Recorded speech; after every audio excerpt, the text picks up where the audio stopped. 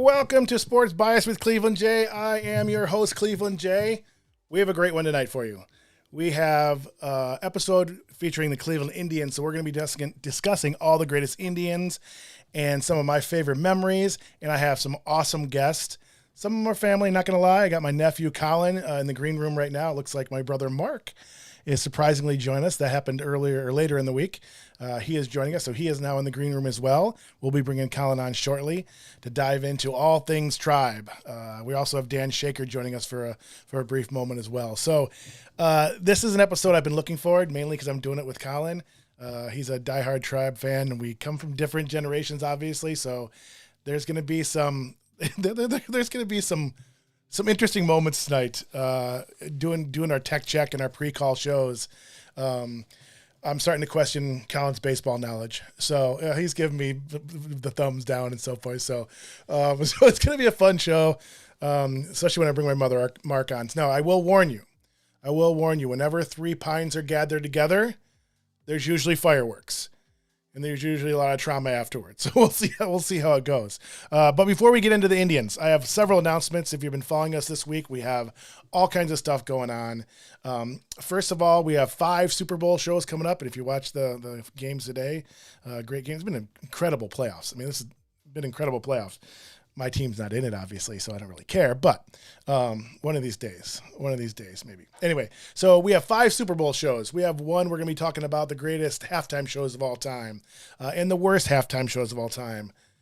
The Weeknd, I don't know. That was awful. That it'll be hard to top that. Although my mom said Adam Levine's one was pretty bad. I don't remember that one. But so greatest and worst halftime shows, best commercials, the best anthem. It's going to be hard to beat Whitney on that one. The best individual performance, and we're going to have a live Super Bowl trivia on that Friday before the Super Bowl, before the big game. And then we have nine NCAA tournament shows. Everything from the greatest players of all time and teams of all time to trivia, to the best upsets, to buzzer beaters, to Cinderella stories, to a bracket reveal and reaction show, Sweet 16 reaction show, Final Four reaction show. We have you covered for the NCAA tournament. It's going to be awesome. A couple individual episodes. We have the Reds. I'm hosting with my friend Scott Utz on February 27th. That one's going to be a tough one. I've been working on that. And that lineup, those big red machine teams, that Mount Rushmore, man, that I might have to put that Mount Rushmore up against anybody except maybe the Yankees. So that when we all get said and done with all this, I'll have to compare all those. That might be a good episode, comparing Mount Rushmores. I like that. Colin's nodding. Also, very excited to announce this week. Actually, I think I did it today. We have a Mets episode coming on March 20th. I don't want that one to get lost in there because March is crazy, or should I say mad? See what I did there? March 30th, my buddy Andy Dubitsky is going to join us. Diehard Mets fan, diehard Islanders fan, Giants fan. So we will have him on co-hosting for the Mets episode. And excuse me, perhaps most importantly is the Ultimate Sports Movie Awards. So next week we are going to host the Ultimate Sports Movie Awards nomination show.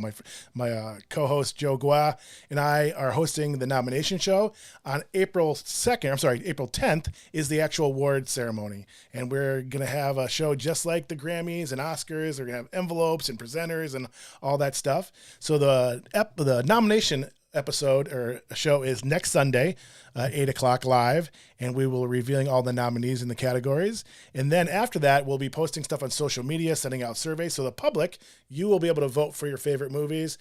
The one I'm getting a lot, Major League and Sandlot. So if the Sandlot is your favorite movie, when you see our post, like it, share it, rally the troops to get all the votes in for your favorite movie or favorite category, and then make sure you tune in live April 10th. It's going to be awesome. So I'm hoping we get a lot of feedback and a lot of participation in it.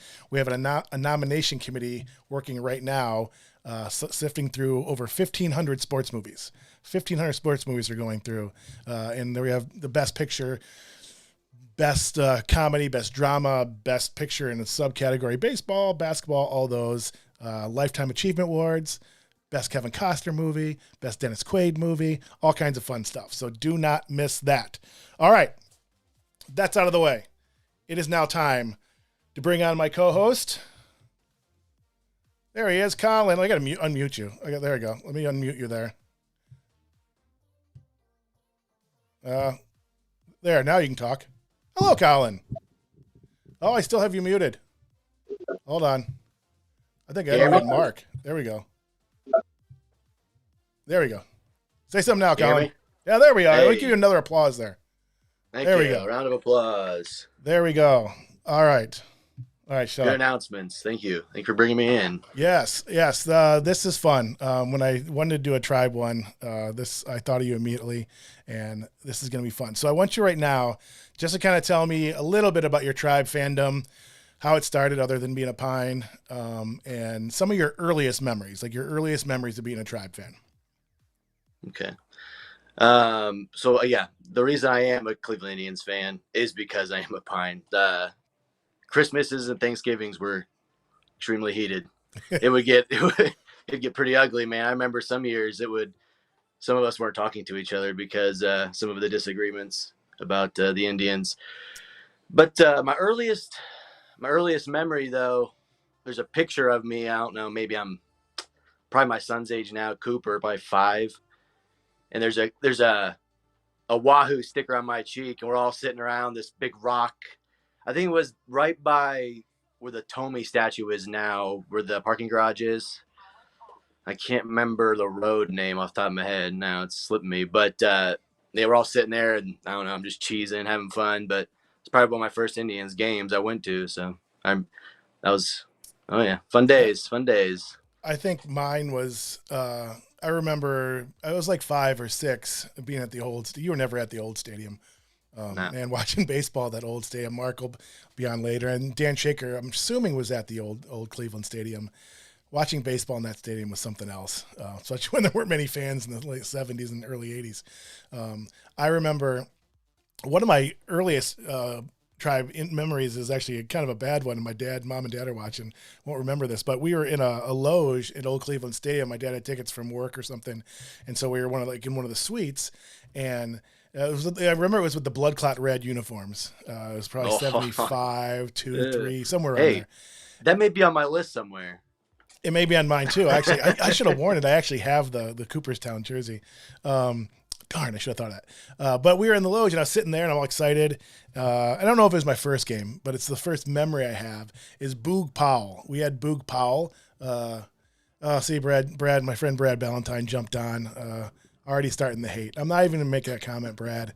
I'm gonna bring it on just because I'm gonna give him flack. But none of this. There's not gonna be no talk of this, Brad.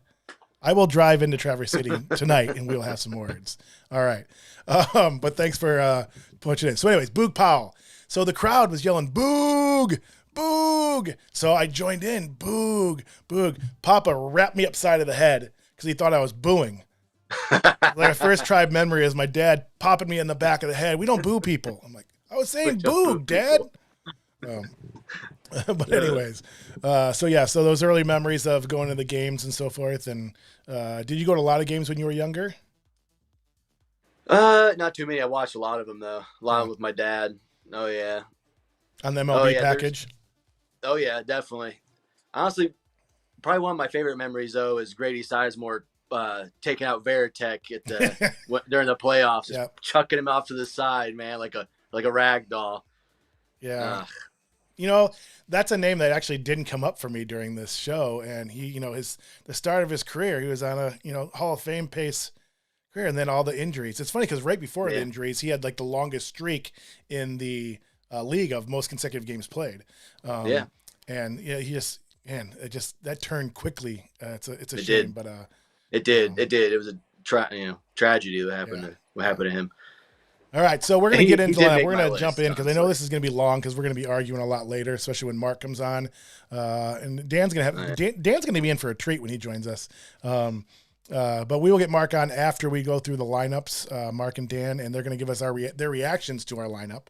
Let's get into the all-time greatest Cleveland Indians lineup. Let's do it. I forgot the screen. The second week in a row. I forgot we had this screen too. General. Ooh, I like this one. Yeah. I like this one. Maybe I'll switch this for next week, but I had 2 screens. My thought was I was going to transition to this at some point during that segment. I didn't.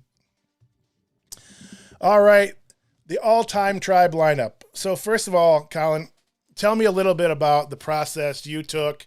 Not only the process you took, but the different things that came up for you and emerged from you from going through this process? I don't know. I thought I was going to have a hairline like you by the time the show aired because, yeah, big difference. I thought I was going to pull my hair out. This really got to me. I wanted to be very genuine. I wanted to have a good lineup, but I just didn't want to have a full stack full of a whole bunch of studs either. I wanted it to be a little flavorful. I wanted a little disagreements here and there, but overall, if I was a manager of the Indians of all-time greats, these would be my dudes. We'd have some championships underneath our belts. All right, well, we'll see. Judging on some of our previous conversations, I'm not so sure about that. So yeah, for me, one of the things that has come up in each of the shows I've done is I've so many players I've forgotten about, like Grady Sizemore didn't even come up for me, and I loved Grady Sizemore. But what were maybe some of those players that didn't come on your list that were just kind of reemerged, whether they even were worthy of the list or not? But some of your favorites or people that you had forgotten about. There was two of them, and I think we were talking about it the other day. I mentioned it in a text: Casey Blake and Travis Fryman. And to be honest with you, I believe my dad was a Travis Fryman fan. I don't know, they'll hold me to it, but I remember him talking about Travis Fryman a lot and how he hated Casey Blake. And then when I was doing all this research, I found both of them, and I just had a good chuckle about Casey Blake because, man, one day he'd show up and he'd have the most silky glove at third base. The next day he shows up and he's got two bricks on his hands. It's like, dude, what are you doing, man? He reminds Who's showing me of up Dorn. today? Yeah. Yeah. I hadn't thought about Casey Blake, and Coco Crisp was another one as well. Coco. Yeah, Coco. I loved Coco too. I went watching him play, but then it's like, man, he didn't make it though. He was a fan favorite, and everybody loved him. He played hard. He got the most out of his talent. He's one of those guys that just worked hard. I don't think he played for a long time too, didn't he? What? He played for a long time too, didn't he? He did. Yeah, he did. Brad just asked if this is Pickle's son or Mitch's son, and yes, it is Mitch's son. This is Mitch's oldest son. If you're joining us, say it again. The better looking of the three, I would think. I don't know, Casey. I would vote. I'd go Casey. Are you thinking of the boys? Yeah. I don't know. I'm just thankful you didn't wear a man bun tonight, so that's good. Well, my wife told me to take my hair down. I had it up, but all right, no, like, take good. it down, let it flow. I was like, sure. All right, so let's get into this. I don't know what order I'm going to go in. There were a couple positions that were really hard for me. One I did not decide tonight. It was brutal. I am agonizing over it still because the one person I left. Subtraction. That's an out, right? We don't. What? It goes against you. It goes against you in the tally, right? No. Well, first of all, mine's going to be better than yours. So my lineup. I'm going to put my lineup against your lineup. Mine's going to be more fresh and lively. Because you're younger. Is that what you're saying? Exactly. Right. Yes. Let's get into this. Problem spots. Yeah. Let's go the easiest ones first. Sure. The no-brainer. I think the easiest no-brainer. Well, for me anyhow, is shortstop. Without question, it's Omar Vizquel. If you have anything else, I'm ending the show right now. I did have Omar Vizquel. Yeah, you did or didn't? I did. Okay. Yeah, and there's no doubt about it. To be honest with you, I thought about putting him at second base, but not allowed. Not allowed. What? They have multiple positions. He didn't play second base ever. No, he didn't. No, he didn't. But he could. He was a utility. He would be able to play second. There's no doubt in my mind that if Omar moved to second base, he'd probably be a Gold Glove second baseman as well. So. Yeah, he didn't. I have him short though. Yeah, Omar is the greatest defensive player of all time in all baseball, as far as I'm concerned. If you ask the people who watch baseball, the great shortstops of our generation, Cal Ripken and A-Rod and Jeter and all the great shortstops, all of them, every single one of them cites Omar Vizquel as the greatest shortstop they've ever seen play. So there's obviously recent developments with Omar Vizquel, which we'll get to later. But hands down, you were going to say something. Yeah, that was another early memory, was down in Winter Haven watching them in spring training and watching Omar just take these ground balls that were scorched at him like they were nothing. Like his eyes were closed and he was taking a nap. No, it was crazy. Yeah. He was just so smooth. He was just so incredibly smooth. Everybody cites Ozzie Smith. Ozzie Smith was a great player and he was very flashy. But Omar made all those plays that Ozzie made and made him look effortless. Yep. I mean, I loved Ozzie. He was a great player. He was fun to watch. He played for a horrible team. I hated the Cardinals, being a Cubs fan too. But Omar was the best player I'd ever seen play, at least defensively, obviously not offensively. But so that's a no-brainer. The other no-brainer, well, I guess it should be. You could have done something with the DH, I guess. But let's go first base, and I'll let you go. Me first, yes, huh? You. This guy, man, during the playoffs in 2007 when they were playing the Red Sox, this guy had some of the most key hits that I've seen for a first baseman. It's gonna be Travis Hafner is gonna be taking first base for me in my lineup. You know, Hafner did not come up at all for me. Really? I didn't even think about him until just now. His swing was great.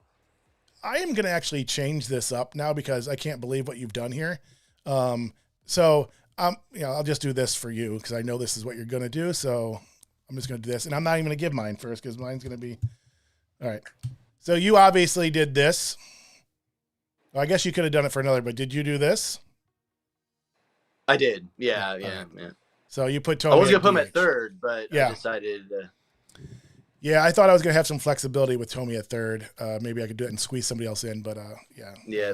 Who's going to DH, right? I mean, who's going to hit the home runs? Yeah. So I put Tommy at first base. So, okay. Yeah, that's interesting. Who'd you put for your DH then? I am not revealing that yet. I'm going to leave that. You'll be able to figure it by process elimination. But no, I put Tommy at first. Okay. Let's go second base. I'll let you go first at second base. Well, see now, I was Drupal Cabrera. You went Cabrera or? Yeah, as Drupal Cabrera. Okay. Yeah. Anything you would elaborate on that? Yes, makes for good television. Thanks. Yeah, I know. I mean, honestly, he played a heck of a shortstop, and he was one of my favorite shortstops besides Omar. And I needed to put him on my lineup, so I put him at second. To be honest with you, that's it. And I didn't really have a second baseman that was going to be able to fit into it. And I wasn't really a Kipnis fan, and I wasn't going to go. Was it Roberto played second base, right? Or Alomar? Yeah. Yeah, man. That double play combination, people are going to, they didn't play long enough, but if you put Omar and Alomar together for all those years that, Whitaker and Trammell played together, I mean, that combination was great. And I thought about having Alomar, but I had to go with Nap Lajoie. Had to go way back. He's one of those iconic figures in baseball. The team was named after him for 6, 7 years, 8 years or something. So Lajoie had to be on this list. You may see him again later. I don't know. Foreshadowing. We'll see. I think so. Yeah. But I loved Alomar. I had to go with Lajoie just from the body of work. And, at the time what he meant to the franchise, and Robbie just didn't play long enough for us. But I'll tell you what, that double play combination of Omar and Alomar were just, it was unbelievably awesome. So, all right, so far so good. Let's go third base. I'm pretty sure I know where you went. You probably went to the same place, but go ahead. Ooh, I went to Jose Ramirez. Nice. He just leaked that.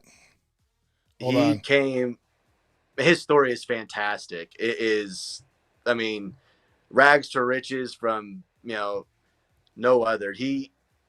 Indian scouts went down to find someone else, went down to look for someone else. That guy ended up getting hurt, not playing. They went to go down, hey, go look at this guy. He's going to be playing here in a little bit. They showed up. There were bulls in the outfield where he was playing at. They signed him that day, and he became probably an iconic Indian player for this generation, to be honest with you. Hands down. Agreed. Great player, great guy. And he's fun to watch. Quiet, does his job, goes about his business, and he's just Mr. Consistent. And these and he's a little flashy too sometimes. Oh yeah, definitely. Like that. Definitely. Yeah. He brings a lot of fun to that team, even though he's a quiet guy. He just brings a lot of fun to that team. All right, so so far that's good. Let's go to left field. I have no idea where you're going with this, so it'll be interesting. I think I may have a prediction. Go ahead. Really? Yeah, I think I know where you're going. I'm going to actually type it out first. All right. Oh, really? No. Let's see it. I want to see you want to see it. I want to see it before you. Brantley side. Sorry, Brantley. No, I did not go Brantley. No. I went Grady Sizemore. Ooh. Yeah. The man, the myth, the legend. I mean, he had a 30 for 30 season. I mean, 30 home runs, 30 stolen bases. I want that dude in my lineup. I don't know if I'm comfortable with you putting him in left field. I mean, he can't go. I mean, yes, he can play left field, obviously, but he didn't play left field.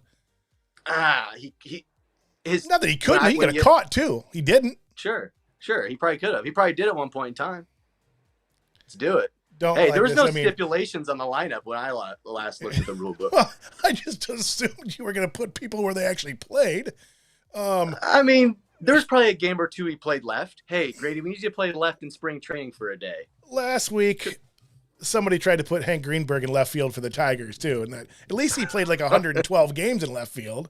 But Grady Sizemore left. I don't have my buzzer on here, but you know what?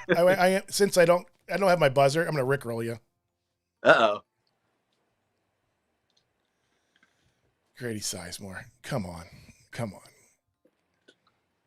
We've already just lost credibility here. It's just like, Nah, man. My lineup is going to be true.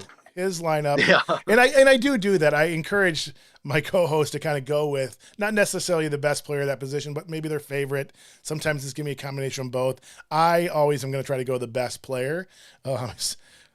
Left field was interesting. There's not a ton of left fielders that I would have gone with, but because of the era in which he played and the timing, I had to go Joey Albert Bell. I had to go with Albert Bell. Those teams were stacked, and he was the man on that team. Mark gave me a thumbs up. He gave me one of these. All right. Mark's giving me a thumbs up in the thing. I was thinking about putting Santana out and left. Jeez. Come on, man. I'm afraid to go through the rest of this lineup. Did you actually put, Sizemore in two positions or something, or Tomey in two positions? I mean, yeah, on the line, I slashed him out. So I had to, there was some scribbling and scrabbling. Gosh. There was a whole bunch of stuff, man, going on. I don't know what's going on here. Albert Bell. Yeah, there wasn't a lot of options in left field, to be honest with you. But, all right, we're going to skip center field because that was the hardest one by far. Let's go to right field. Manny Ramirez. Hands down. Yeah, hands down. Yep. There's not even a question. Nope, I agree. That's why I went there. No, it's definitely Manny Ramirez. Yeah. Definitely Manny Ramirez. I know that Dan, who's going to join us in a little bit, Dan's in the green room. I believe he's the one that mentioned, at least in one of our calls or maybe on one of the other shows he was on, Manny getting picked off in the World Series. But, we won't bring that up. Yeah. That did cross my mind while making this list. So. All right, so let's see my list here. I gotta look and see where I want to go here. Did I actually? Yeah. All right, so I'm gonna go here right now. Let's go relief pitcher.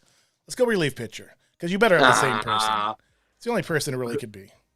Oh no, I just went my favorite on this one. To be honest with you. Okay, who do you get? Do you remember Rafael Betancourt? Oh, I liked Rafi. Yeah. Yeah. All right, hold on. Dude, he was a stinger. He was one of my faves. That wind-up was gnarly. I don't know if that's he actually was a shortstop, I believe, all the way up until college, and then they were like, nah, man. I have no idea if that's how you spell that. So, man, close enough. Close enough. Yeah, I'd forgotten about Rafi. Yeah, he had some really solid years, and he threw hard. Some other names are triggering, like Danny Baez, and some other guys. Jose Mesa. I can't go Jose. I think Dan and Mark just cringed still. And you guys can argue with this all you want to, but there's no question. I know you would. Statistically, there's no question the best. Oh, actually, I put this over you. You're gonna go right here. The best reliever in our history is here we go. Where'd Matt? I lost him. It's Cody Allen.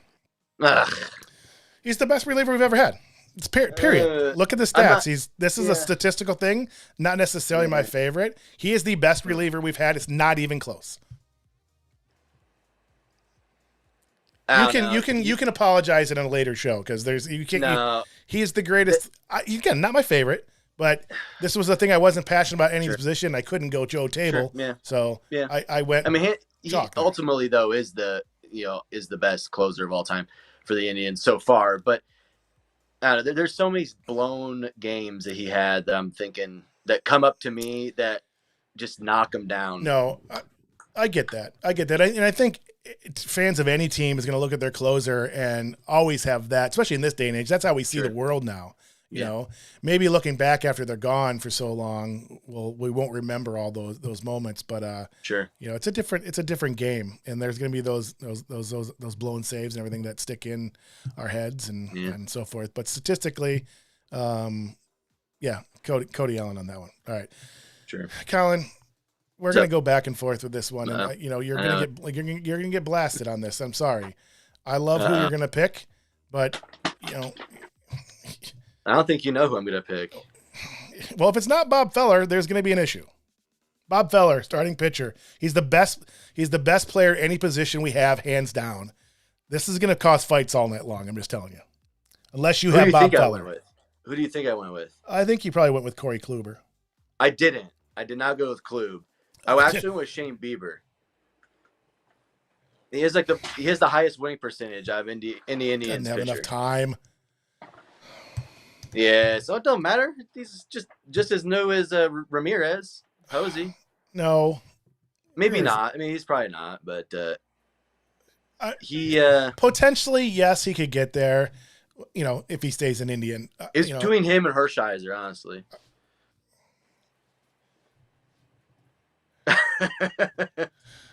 Mark's laughing. Dan's laughing. Oral Hershiser, yes, he was on the 95 team, but what? You're talking Bob Feller or Oral Hershiser or Shane Bieber. I went Shane Bieber, obviously, hands down. I like Shane. He's a fireballer too. I love him too, but he's not Bob Feller.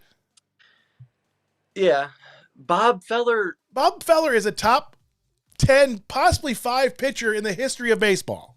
Yeah. I think you can put Bob Feller I don't know what Dan's doing. In today's market, Bob Feller does not pitch like Bob Feller. He probably pitches like... No. I don't know. I can't remember that guy's name from... I was going to insult you, but I can't remember the guy's name. Your argument is that, you know, he's not facing today's athletes.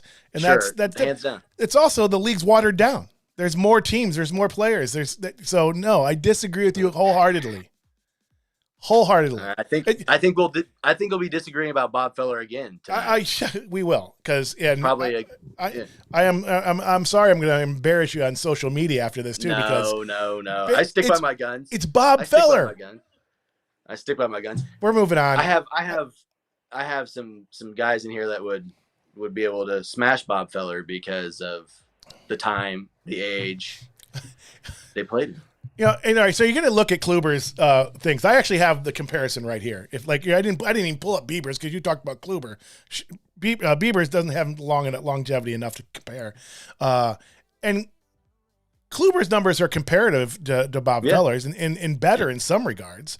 But also Bob Feller played for a lot longer, and he played through injuries and played into his late years where that's when his numbers started going. His ERA climbed and things like that. But his WAR is 63.5 versus Kluber's 33.6.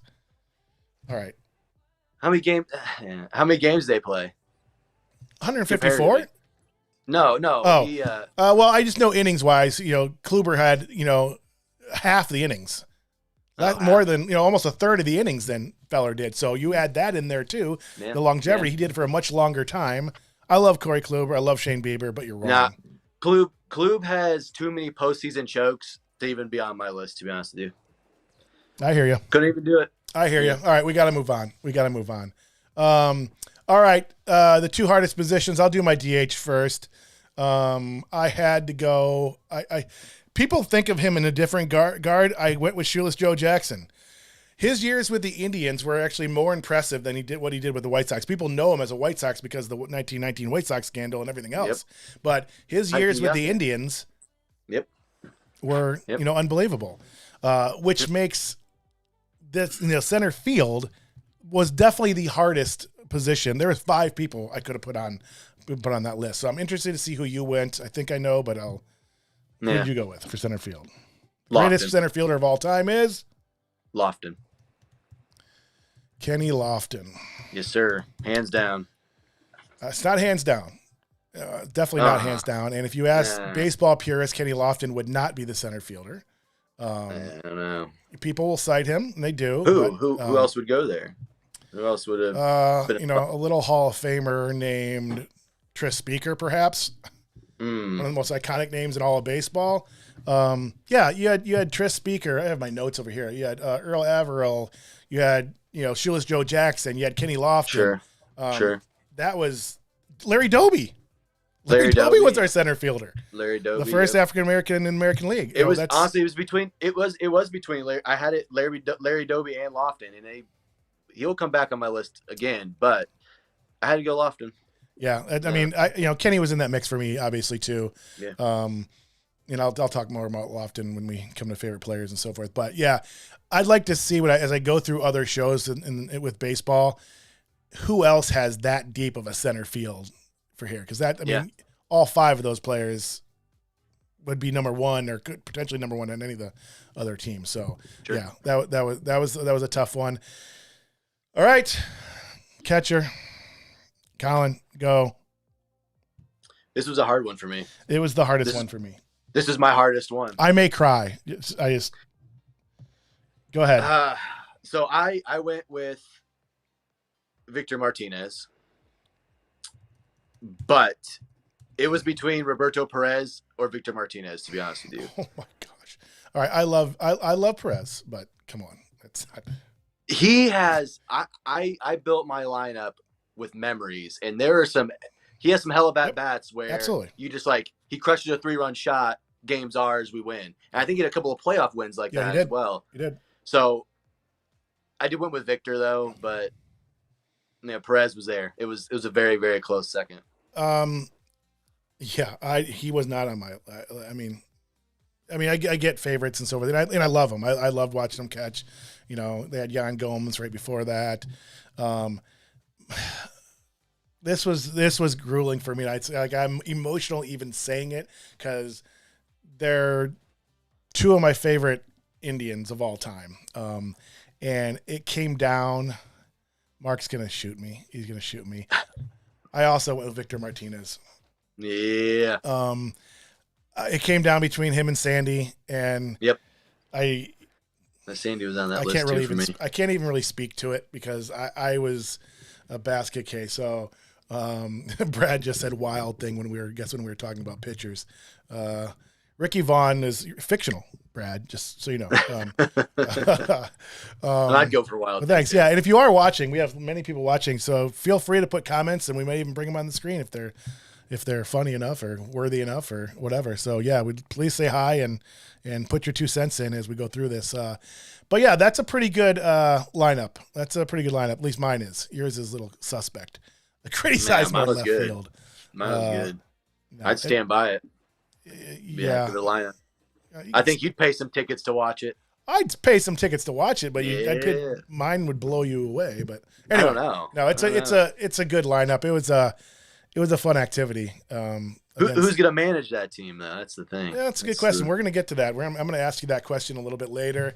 But we're actually going to move on. We're going to bring in our co-host, or our guest, rather. Let me make sure I get Dan Shaker in the right spot. He's guest 3. I'm going to unmute you guys. Bring Dan in. I think Mark is already in. Unmute him. And hopefully this works right accordingly. And we're talking Tribe with Colin Pine, Mark Pine, and Dan Shaker. Dan freaking Shaker. Welcome to Sports Bias. Thanks for having me. You're welcome. Did you go back to your computer? Thanks or you for still have your having phone? us. It's great. All right. Dang it. All right. No, you're good. You're good. Okay. Well, Mark That's being better. the oldest, he has some technical issues. Can I just insert something? Yes. Can I just say something real quick? Yes. You have a big delay, but go ahead. Bob Feller is the greatest Cleveland Indian of all time. The greatest. In the prime of his career, he had to stop, go serve in World War II in the Navy, then come back and lead his team to a World Series championship. So in the prime of his career, he got pulled out, wasn't able to pitch professionally for 4 years, and then still came back and was one of the most dominant pitchers of all time. Holy Moses. Bob Feller. Greatest Cleveland Indian of all time. I second that. It's gonna be a long night. I don't. It's gonna be a long night. I don't. Well, again, let's hold off. I don't. Hold on. Love Bieber. Love Bieber. Right. Love Bieber. One of you guys, I have an echo coming from. So if you have something on, check your feeds. One of you have an echo. So just a little bit from Dan and Mark. We shared some of our earliest tribe memories earlier, Colin and I. Dan, what is your first or your earliest tribe memory? You're muted. Oh my goodness! So the earliest tribe memory was. Am I muted? Yep. Can you hear me? You're good. Yep. So my earliest tribe memory was actually going up to the. What was that? Yeah, we have a delay with Dan. Dan, let's actually have you reconnect. I'm going to disconnect you, have you reconnect, and I'll go to Mark. Oh, right? Okay. All right, Mark. Your earliest tribe memories. Well, I can't say this is my earliest tribe memory, but I had a friend down the street on Oakmore, Jack Neary, whose dad was a Cleveland policeman, and he did security for the Indians games. So we went to a lot of games. We had access to players. I had an autographed ball that had the most bizarre collection of names. Like I had Rico Cardi, Jim Perry, Doug DeCince, Charlie Spikes. So I mean that was fun getting to meet the players and so and then Hershey ate that ball. So I do remember that now. Hershey was our dog, our chocolate lab, by the way. Yep. I do remember that. Yeah. I don't remember you going to all those games. I don't have many memories back then, but I remember Oscar Gamble and Frank Robinson playing on those teams and Rico Come Cardi. alive in 75. Yeah. Rico Cardi. I remember loving Rico Cardi when I was younger. Totally forgot about that. Let's see if we have a better connection with Dan. Dan, earliest tribe memory. Yeah, so it was actually driving up to the old Cleveland Municipal Stadium in the back of a Grandma Shear's potato chip truck because my buddy's dad had tickets to the game to go see Nolan Ryan pitch. So got to go to the old stadium, watch Nolan Ryan do his thing, even though he wasn't an Indian and didn't show the Indians any mercy. But it was fun to go watch a pitch. Was that one of Nolan Ryan's last outing at? And I can tell you who the starting pitcher was for the Indians. It was Julian Tavares. Correct? Oh, yeah? I was there. Wow. I was at that game. I don't remember. Yeah. I just remember watching this giant of a man dominate the Indians from what I could remember. Nolan Ryan is one of my favorite players of all time. So, yeah, I remember if it was his last start at Cleveland Stadium, driving down there and seeing Julian Tavares, who was young and up and coming at that time. And, Nolan Ryan. Yeah. So earlier I asked if you had been to the old stadium and watching baseball in that old mammoth of a stadium. Oh, I remember going up to bat nights. Yeah. We used to have wood bats. Yeah, that we would play baseball with in the backyard, like Sandlot style. Yeah. That was a great idea to give everybody bats. Especially at nickel beer night. Yeah. So the famous incident at Cleveland Stadium, the nickel beer night, or not with a dime, I don't remember what it was. I think it was dime. So our older brother, Paul, was there. He may or may not have gone to jail that night, but for the first time, no, joking. But yeah, I love to hear some of those stories. Too bad we don't have him on for that. So let's talk about our greatest tribe memories. Let's start with Colin. Greatest tribe memory. There was a lot. My greatest tribe memory. What? Pick one or two. My favorite probably is the when the Indians and the Yankees played in I can't remember what year it was. It was this past playoff run. My wife Amanda bought some tickets, kind of surprised me with them. We drove down for the playoff game, and I believe that we were down by 3 runs, and it was bases juiced. Francisco Lindor comes up, hits a home run, and it dinks off the foul pole for a home run. The place erupted. Yep. Beers were being spilled. High fives were everywhere. Electricity was in the air. It was just fantastic. That's probably one of my greatest memories of all time. It was so electric in the air. Yeah. I just want to touch on that because I like to see. I want to get your guys' opinion on Frankie Lindor because I loved him. I loved watching him play. You know, I don't blame him for leaving because it was always assumed he was leaving. Everybody talked about 3 years from now, 4 years from now when he was going to leave. It's like we manifested it. You know, it's like we just assumed we could never keep him. Right. I loved watching him play. I loved his energy. I hope he has a bounce back year with the Mets this year because he's just a great player. He's going to be a Hall of Famer. But I'd like to know what you guys think about Frankie and so forth. Oh, I miss Frankie. There's no question about that. But, you know, we just can't compete with $300 million contracts. So that was never going to be the option. But I loved having him here. You know, just that whole spirit of him. I mean, he fired that team up. Yeah. Along with Posey, I will say. Yeah. I don't know whose phone that was. Somebody else kind of chiming in here. Dan, what do you think? I don't know of another player in baseball history who has more fun than he does, even in the most, I guess, the biggest moments of the game. World Series, he's still joking around, just having fun. And I think there's just something that radiates like, yeah, this is a game. This is supposed to be fun. He loves to win. He's just a good leader. Yeah. So, Dan, what about your favorite Tribe memory of all time? This one, actually, I thought about for a while. But one of the best memories for me, I believe it was maybe 98. The Indians were playing the Red Sox in the postseason. Doc Gooden comes in, starts the game, gets tossed in like the second or third inning, starts the brawl with the Red Sox. Dave Berber comes in from nowhere, shuts down the Red Sox. Dave Berber. Yeah, that was intense. I just remember being at that game, calling off of school. I got a medical excuse to get out of school that day. Being up there for the game, that was incredible. It was a lot of fun. Dave Berber. Yeah. I had totally forgot Doc Gooden. Yeah. I was doing prepping for the Mets show. I'm doing with my buddy Andy, and like it brought up the '86. I'm like, I had totally forgot Doc Gooden played with the Indians.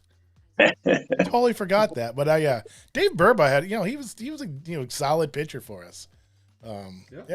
That's an interesting favorite memory. Mark, what about you? Well, there's two that stand out. My second, I guess, would be Sandy hitting the homer off of Mariano Rivera in the playoffs to win that game. But I was there the night they clinched in '95, and that was just insane. Yeah. The energy, the electricity. I mean, first time in 41 years. That's got to be my favorite one. Yeah, I was in. We had actually. You guys were up in Chicago. You and Colin's dad Pickle were up in Chicago. That one of our famous bike beer pub crawl bike things that were epic. But we went to a couple of Cubs games. I remember watching the scoreboard. It's just that year that you don't. It doesn't matter if we were down. The Indians were down. You just expected them to come back, and we were down by 6 runs in like the third inning, and we just kept on watching the scoreboard, the big scoreboard at Wrigley Field. Watching, it kept on coming back, and there us three are like jumping up and high-fiving each other when we came back and won. Nothing else is going on in the Cubs game, so it's just us three standing up and like high-fiving each other, and people have no idea what's going on. But but that '95 team when we clinched, I was at BW3 in Chicago, which was a huge Indians bar, and just going crazy that day. And then I think my favorite memory from there's lots of them, but I think also from '95 when we were down, the Game 5 when Tommy sent it to Atlanta. Tommy hit the walk-off to go to Atlanta, and I believe you guys all went to Atlanta. Right. I drove. Go ahead. Yeah, we went to see the Y store that night, and at Peabody's, and we ended up getting tickets for Atlanta that night. That's random. Next thing you knew, we were packing up and heading to Atlanta. Yeah, and I drove from some friends, and I drove to Cleveland just so we could be in Cleveland. So we stayed at Paul's house, my older brother's house. And I remember I have pictures of us. I don't know why. So I think we were at River's Edge in the flats, and I just remember. Yeah, I remember when Sandy in that game, in Game 6, in the first inning, threw somebody out, Grissom out at second base trying to steal or something, and like the place just erupted, and like, but they had these big, huge beers, these plastic cups that were just humongous. It was great. So yeah, that's definitely one of my favorite memories. I have others. Anything else you guys want that stands out to you guys? Just one of those when you think of the Tribe, that's what you think of. The another one that really sticks out was the win streak. The numbers kind of slip in my mind right now, but was it like 23? 22, I think. 22. Yeah, that's watching that string of baseball, I think made my wife an Indians fan, to be honest with you, because there are some of those games where we won 1 by 1 run. I think there's a few of them we went extra innings. Yep. I mean, that streak right there was fantastic. Yeah, that's another one of mine. Magical. No, yeah. Anybody else, Dan? Definitely. Anything else sticks in your mind? No, I think Game 7, 2016, that kind of stands out in my mind, even though it didn't end the way we wanted it to. But I got to watch the game with my dad and my 4-year-old son at the time. That was a big moment. Oh, in fact, come on now. My story for another episode. My dad's girlfriend at the time was born and raised in Chicago, so she was a huge Cubs fan. So we're all watching it together, and obviously the Cubs jumped ahead. And so I had gone to Chicago earlier that summer. We went to Wrigley for the first time, which is like an all-time baseball experience. Just a random Thursday night game at Wrigley Field was amazing. So I thought, I'm going out there. I'm gonna live it up. I got a Cubs shirt, a Cubs hat. So Game 7, the Indians are down to be funny, and to make my dad's girlfriend more welcome in my home, I went and put on my Cubs gear, and then the Indians came back, and then I wasn't changing out of the Cubs gear because I didn't want to jinx them. And then a stupid rain delay comes on, and it's just heartbreaking. Heartbreaking. Yeah. That's my worst Indians memory of all time, is that bogus rain delay. I've watched playoff baseball for almost 25 years.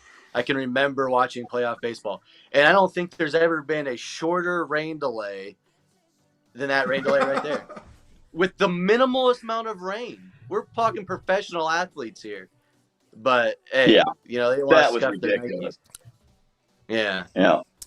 I wonder who flipped the weather guys some money and, hey, we got to call this. It's going to get nasty here soon. Take the momentum out. So you're speechless, I know, because you're like, right. It's one of those things that, for the people who don't know that are listening, and there's lots of people watching, I grew up, there's not many people that love the Tribe more than I do. I love baseball. Baseball is my love. I grew up in Cleveland, or was born in Cleveland, but I moved to Chicago when I was 10 years old, and so when I started playing Little League and going to games and everything, and the Cubs on WGN, and so I was a Cubs fan. The Cubs were the love of my life.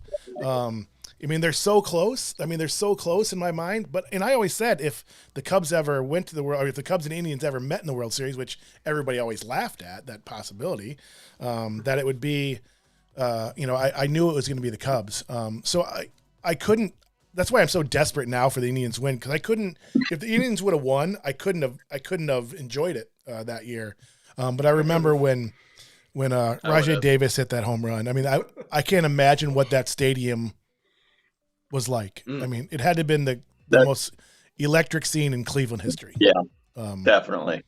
That whole thing was so. Yeah, I would agree with you, Chicago Jay. Chicago Jay. Yeah. They're the love of my life. I can't. Again, I love. There's nothing I can do. What do you want me to do? You want me to lie and make it up? I No. can't. No. There's definitely a sadness to me with it, because I've waited all my life for the Indians to win, and going through 95 and 97, all the other runs and that whole stretch. And, it's hard. It's hard. But anyway, all right, let's shift gears. This is a segment I've been looking forward to talking to you guys about. The name change. We're going from the Indians to the Guardians. So first, I just kind of want your initial reaction. About changing the name in general. And then I want to talk about the actual name, coming up with the name and the final decision with the name, and maybe some alternatives that you preferred. And then then the logo. We'll talk about that. And then we'll go from there. So let's just kind of get your opinion on the name change itself. Dan, what's your thought process on us changing names and branding and so forth? I don't know. I didn't mind it that much. I think it's the time and place people change their names. At least we're not Washington where we can't decide on a name. So at least it was okay. I'm okay 3 years tomorrow. No, Tuesday, right? Tuesday it comes out. But no, I never lost any sleep over it or anything like that. I thought, okay, its time has come and you move on. And so I didn't mind it so much. I like the name. Okay. Right. Mark? If people are truly offended by it, then I don't have a big issue with it. But what I don't really understand is how the commissioner forced us to change our name, and then he supports the Braves and their tomahawk chop. Right. I don't think that's consistent. Well, yeah. I mean, I think can't argue that. Well, I think there's a difference between Braves and Indians. I think those two terms are different. Sure, definitely. I mean, the logo is one thing. I mean, we all grew up with Chief Wahoo, loving Chief Wahoo, but I totally get it. I've always got it. We've been dealing with this coming. I mean, they've been protesting opening day for 20, 30 years, and we've been to some of those games. We go and we know that there's a whole segment of the population that wants the name changed. At least from the Indian standpoint, they had the support and backing of the Native American populations in many regards. Had done all that kind of due diligence on it. But then in this world of politically correctness, it just kind of morphed. I knew it was coming. It was inevitable at one point, and I knew it was going to be sad. I would have liked for them to just switch it to the Tribe. I would have loved to seen that. And not be Indians, would have gone along the same thing as the Braves then. Redskins I get too, but at least their logo is regal. It was regal and, stately like the Blackhawks. They should have just put Go ahead. They should have just put a potato on their helmet and kept the name. A what? A potato. Redskin potato. Maybe that's what they're going to announce on Tuesday. They're going to be the Redskin potatoes. That would be a fun one. Speaking of which, little plug here. I don't know the date, but we will be doing an episode soon in February about the greatest team nicknames and greatest logos. The Washington Redskins potato. That'd be good. That'd be a good one. Colin, what do you think? I do like the Guardian's name. I didn't have anything any better, and I understand what they're trying to do and their concept. Yeah. So I don't have an issue with that. Well, we'll talk more about it in a second. I just want to see what Colin has to think about the name change. I mean, you being the youngest one on here, and kind of your thoughts, or you always knew it was coming, and yeah, I mean, I knew it was coming. And honestly, it was time for it, and I had a conversation when it did first happen, and they were arguing about how the name should be kept the same. And my argument was, if I let the mascot determine my love of the team, it takes away from what the guys did in the past. And, they worked their ass off to get, to make those memories for me. So I think it'd be kind of doing them a little disjustice if I was like, well, I'm going to be upset about it and not watch them because of the mascot change. So it was about time. And Guardians, I like the name. I don't mind the name. I wish they'd do something different than the jaggedy C. Let's just hold off. We're gonna go there. Sorry. That's some hot stuff we're talking about. I do. I do like the name Guardians. The name, I get the name, the Hope Memorial Bridge and everything. I get it, and that was one of the ones on my list. You know, a lot of people suspected it was going to be the Spiders because we were named the Spiders. I came up with a list probably 3 years ago. I posted on Facebook. A lot of people said the Rockers because of the Rock and Roll Hall of Fame. I actually didn't like the Rockers, but I like the Rocks. Like just the Rocks. I mean, the Cleveland Rocks, because the song and everything else, it would have been, you know, better than Rockers. Forest City, so, you know, the Cleveland Forest. You know, there were some other ones in there. Guardians was on the list. Yeah, I mean, the name, you know, I will say, in getting ready for this show and doing the research and doing some reading online, how some of the especially the MLB links had switched all the words already over to Guardians, and it just, you know, it was, I don't know, it felt all right. It just was like, I still made the connection. So, say it again. I wish I would have kept that. Yeah, they were the Indians then. They weren't the Guardians then. So that, yeah. I don't. That's taking away history now. You're like, no, I agree. Rewriting it. I agree. I don't necessarily agree with it, but I'm just saying from when I was reading it, it was like it just, I don't know, it just felt okay. But yeah, I wish they would have just kept it and just had the divide at the date. But yeah, exactly. Yeah. So we're all good with the name change. We all knew it was coming. I have to say that, you know, the Chief Wahoo thing always bothered me. The whole Native American story in this country always bothered me from the time I was a little kid. And the more I thought about it as I got older, the Chief Wahoo, I got it. And we've all seen the mock logos with the Caucasians and all that stuff. And I know I totally get it, especially the old Chief Wahoo. I mean, I have the old Chief Wahoo hat and t-shirt. I can't wear it. I won't wear it out. I live up in northern Michigan with a lot of Native Americans too, but I've had it for years. I haven't worn either one of them in probably 10 years. I consciously can't. And even Chief Wahoo, I sometimes really balk at. So we're all good on the name change. We're all good with Guardians. What did they do with that logo? They have a golden opportunity. And I don't know if they rushed it or whatever, but they have a golden opportunity in this day and age. How much money is at stake on these things with marketing and branding? A lot of teams just come up with new branding, new teams, new colors just because of that. Yeah, and there's a whole sport, there are whole video games where people do it every day. Like, I mean, it's. And this is what we do? I don't think it's going to last long. I have a feeling there'll be a new logo pretty soon. Yeah. What? Yeah, the whole thing. What is that? Like, I don't even know what that is. So go ahead, Dan. Oh, sorry. I was just saying the whole thing felt haphazard, just thrown together between what you saw with the roller derby team and then with this crappy logo. It is disgusting. I agree with Mark. It's going to change. It did seem rushed. I agree with you. I think it seemed rushed, but it shouldn't have. They took time. They had plenty of time. I mean, I could whip something up better than this right now. But I mean, the I don't know if the wings are the same wings that are on the Hope Memorial Bridge. So that's what it's alluding to, the guardian of the Cleveland. You know, that's the same thing. But why is the ball going down? Shouldn't the ball be going up? It's like spinning different, not the right way. It missed. Complete miss. Just take the ball out on the other side. I just don't get it. There's a lot. Yeah, it would have been better with just the G and the wings than that. Yeah. Put a baseball in there. I can't get over and tell you how disappointed I am in this logo. I mean, are they going to be playing with that like on the their C. hat? I like the C. I like the C. It's all right. I like the C too. I do too. Same old. No, it's a little different. Well, this one's a little not different, good. Yeah, a little different. I mean, I guess how many ways can you do a C, right? Right. Well, it's been done a lot of different ways, but this one's boring.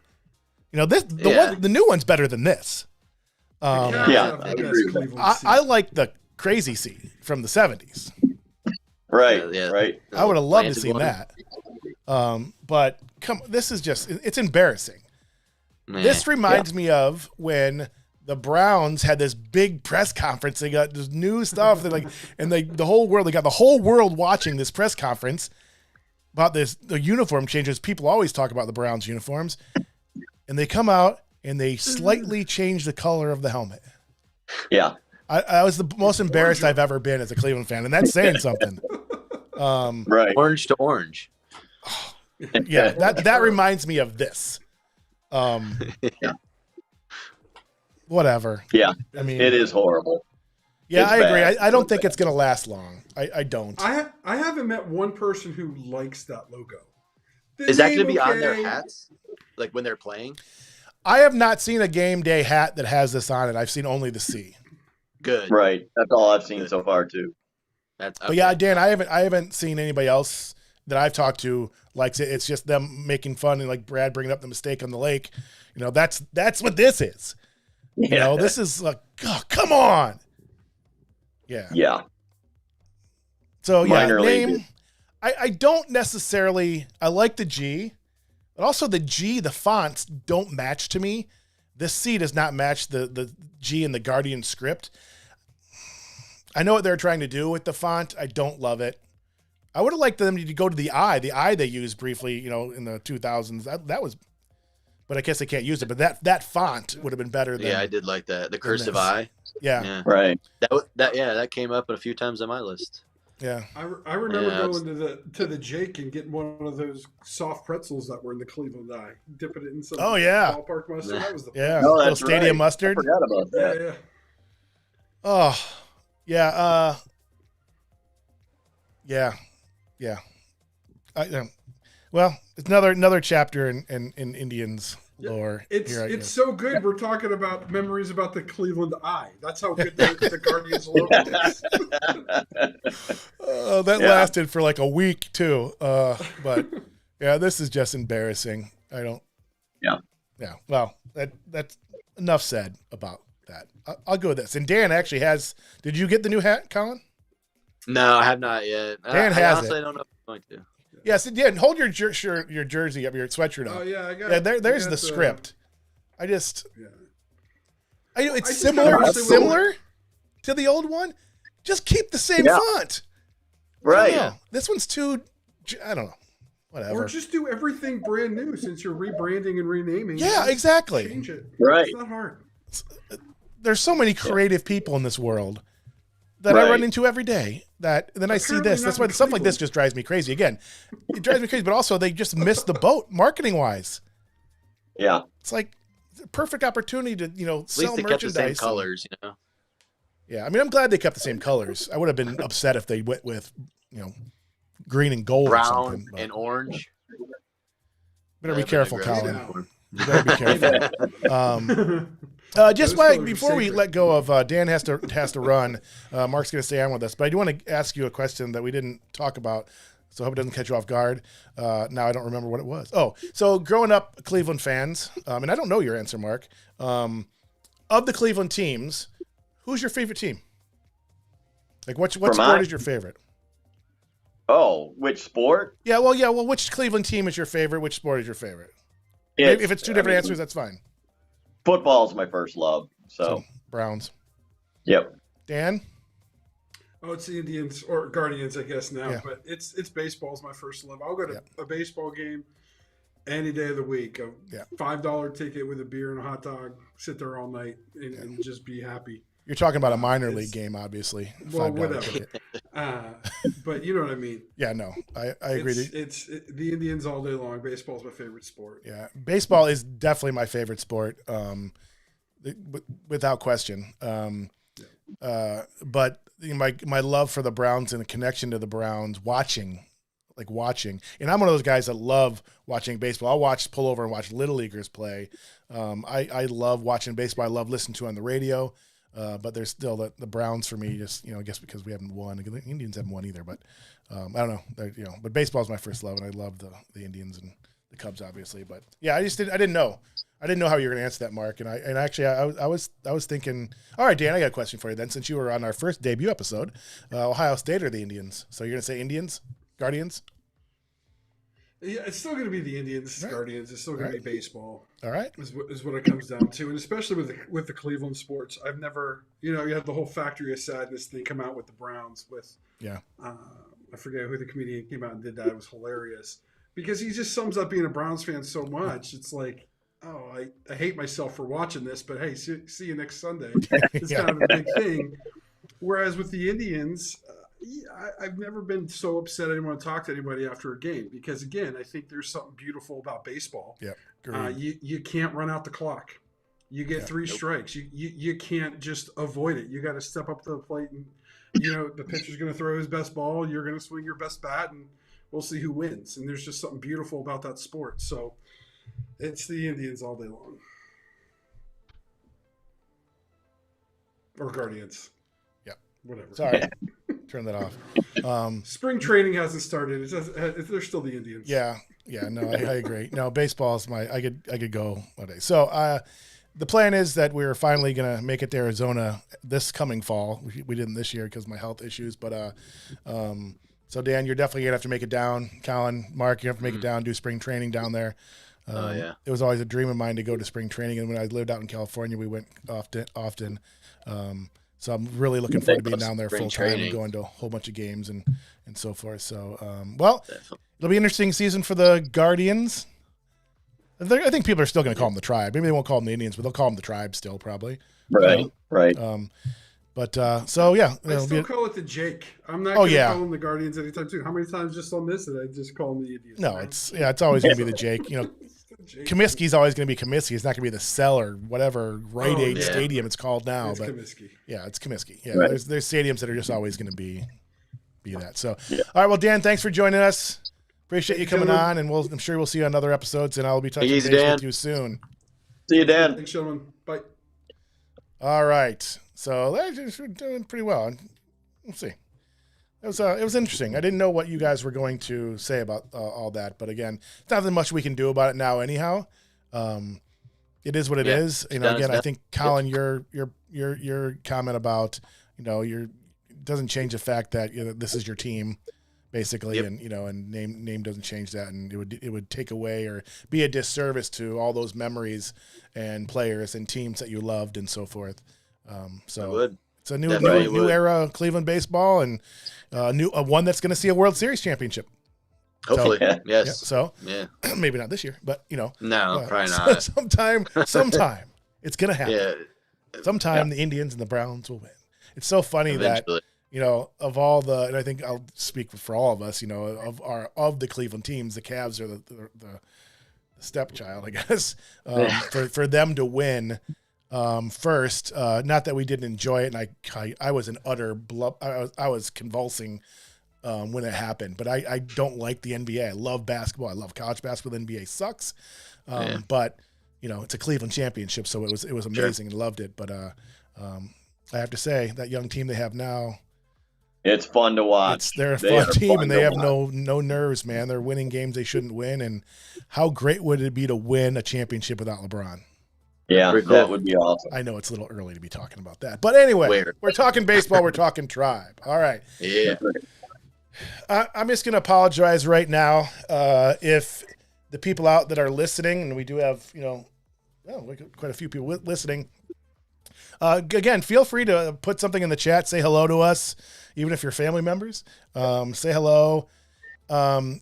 And don't start yelling at Mark and I. And I apologize right now if you guys are going to start throwing the hate out in the comments about how we're treating Colin, because he's about to get abused. No, he's about to get abused. I do not think so. I would just say one thing, is that two of my Mount Rushmore are not in either of your two lineups. I think that's true about mine. I know. I know it doesn't make much sense, but so when I thought about Mount Rushmore, I thought baseball for sure, but I also thought impact, historical impact within the city, impact on the fans. Those people that are the faces of the franchise. Because sometimes, not necessarily with the Indians, but there's faces of the franchises that aren't the greatest players of all time. They're just the most beloved. Right. And so I got to put all that together to come up with mine. So how I think we're going to do this is we'll do all four of ours I want to save. I want to save my last one, so maybe I'm going to change my mind. So, Colin, let's start off with your first guy. I'm going to do this a little bit differently than I normally do. So, who's the first guy, the lock on your list? First one locked on my list. Come on. It's going to be Jim Thome. I'm going to go start the easiest first, I suppose, because I'm guessing all three of you have Jim Thome on yours. Maybe not. I don't know. But, yeah, Jim Thome. I mean, he's a great ball player, great person, on and off the field. I mean, there's a statue of him outside the Hall of stadium. Famer. So he's on my Rushmore. Mark, you have Thome as well? I do, but it was tough. It was really tough. But, what it came down to me was he's in the Hall of Fame, and the two others that I was considering are not. So, well, I'm interested to hear who those are after we reveal the other ones. Because, yeah, for me, I'm going to do this differently. For me, Thome was a lock. I had two locks. This was one of them. So I'm interested to hear your comments on this, Mark. I thought for sure he'd be a lock for you. I had two locks for sure, and really a third one. I had 7 guys. I think I told you both this. I have 7 guys that could have legitimately filled that last spot. And last week we did the Tigers. I did the Tigers with some friends, and that was fairly easy because just the superstars that they had. This one was I have 7 guys that could have made that last spot. So I also have Thome. I'll just get this one out of the way.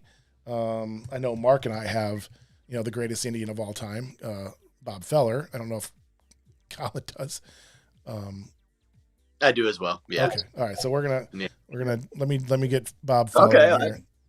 That's already kind of surprising to me that we agree on 2 of the 4. So yeah. These were the 2 that I thought for sure we would all have, but then after talking to Colin, I thought I had no idea what to expect. I mean, how could you not have Bob Feller on your Mount Oh, Rushmore? shut up! I mean, hey, just because he's not in my lineup, I never saw the guy play. I think I've seen all one of these guys play.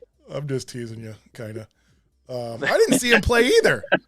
Yeah, I just thought, knowing baseball, I thought all right. Hey, he's on the Mount Rushmore because he's the greatest Indian of all time. Base, yes. All right. Yeah. So, all right. I'll go with you, Colin. Your next guy on this list. This is where it's going to get, I think, crazy. A little dicey for me. I'm scared. I'm legitimately scared right now. I went with Shoeless Joe Jackson. Okay. And it wasn't a lock to be honest with you. Yeah. It wasn't a lock, but I thought he deserved to be on there. I think he deserves to be on there. Like you said earlier in the show, he had great seasons with them. And I went back on his stats because I wanted to make sure that I should put him on this. I wanted to make sure he had good stats, and they were solid. Yeah, 408. I mean, yeah. Again, he had is equally as good a career in Cleveland than he did in Chicago, but people remember him from Chicago. He should be a lock on this for everybody. He should be. Yeah, hands down. But we all thought about it because again, we just don't think of him as an Indian necessarily as we do a White Sox. But he should be another lock on this list for sure. I did not put him, but he was one of the 7, and I had a really hard time not putting him on. Yeah, I agree. I had a difficult time with that as well. All right, so who do you have, Mark? Lou Boudreau. Okay. I mean, he did something no one's ever going to do again. I don't know how to spell Boudreau. What? How do you spell Boudreau? I don't know. That's your job. Trying to make it look right. 7-time All-Star, but he also was the MVP of the league the year they won the World Series. He led the league in hitting the same year, and he was the manager of the team. Yep. That's never going to be done again. Yep. It's between Joe Jackson and him, my mind as well. I thought about that one for a minute. I couldn't. Yeah, he's one of those 7s for me. He's one of those 7 for me that I just. Again, they were so close, and taking all the things that you just mentioned, Mark, into consideration, and everything else, I could have thrown a dart at these and it. Right. I went with Nap Lajoie. to me, he was the third person to lock. It really came down for me between Shoeless Joe and him for that third lock. But yeah, again, these are all so close. Yeah, I mean, again, Boudreaux, Jackson, Lajoie, those are all, players that we didn't see, but, know the history of baseball and baseball in Cleveland. And yeah, you can't go wrong with any of those guys. Right.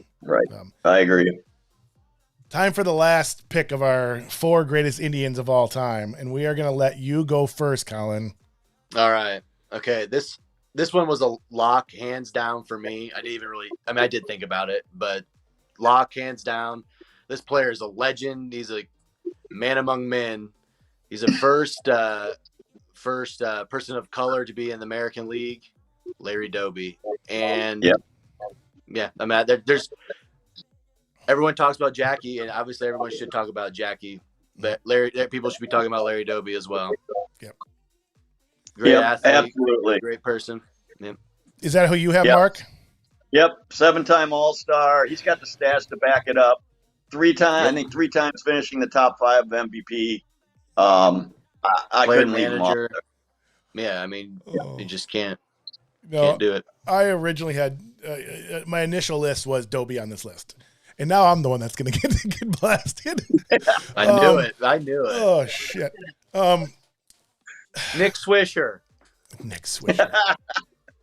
Let's go, bro. Let's go, bro. Yeah. So I hear me out on this. Okay. All those guys, Larry Doby, Boudreaux, Jackson, Lajoie, all those I group all those guys together, and I could have gone with any of them. I had every single one of them on this list at one point, like one of the 4, and I changed. I didn't come up with this last one till today. Part of it is heartstrings. Part of it is going back to the image of the Indians and the lasting memories for Tribe fans. And what he meant to a generation of fans. He will get in the Hall of Fame. He's not in the Hall of Fame, but he will get in the Hall of Fame.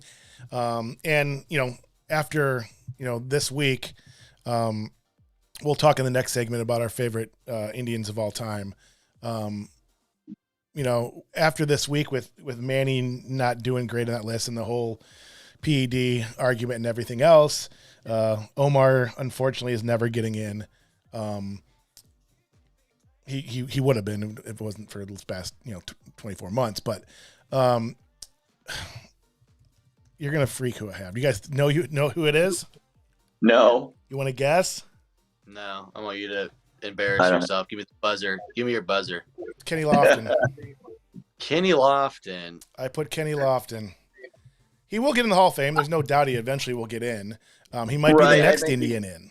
Right, he probably will be. He does not necessarily have the greatest numbers, but I think all of us who saw him play, he was definitely one of the most exciting players, and he brought so much excitement to those 90s teams that regenerized the city. And even our niece Sarah, all these fans that love the Indians, they think of Kenny. I remember when Kenny came back to Cleveland, and Sarah and a bunch of friends, I think, went to the game that night, and maybe Paul and Amy went. He just meant so much, and he symbolized the resurgence of baseball in Cleveland so much. And you could have named a lot of guys on that team, but because his energy and the way he played, Kenny sticks out to me as that guy. Albert Bell didn't have the personality. Neither did Sandy.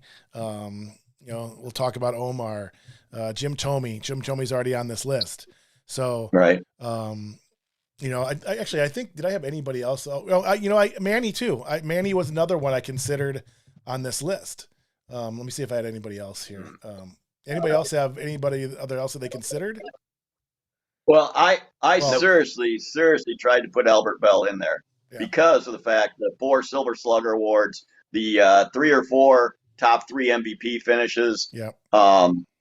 I really tried, but to me, it just came down to the fact that he's not going to get it in the Hall of Fame. Yeah. And Thome is already there. Yeah. So. Yep. Yeah. Yep. And I don't have any problem with Kenny Lofton either. I mean, I went to the first game he played in Cleveland, that first home opener. Yep. And I have never seen anyone that fast on the base pass ever. That's why center field, I'm saying center field, he's not even in my all-time lineup, but center field's just stacked. Yeah. But I think about significance to the city in a generation of fans. I had to put Kenny on there. Shoeless Joe was obviously, Tris Speaker was on there for me. Right.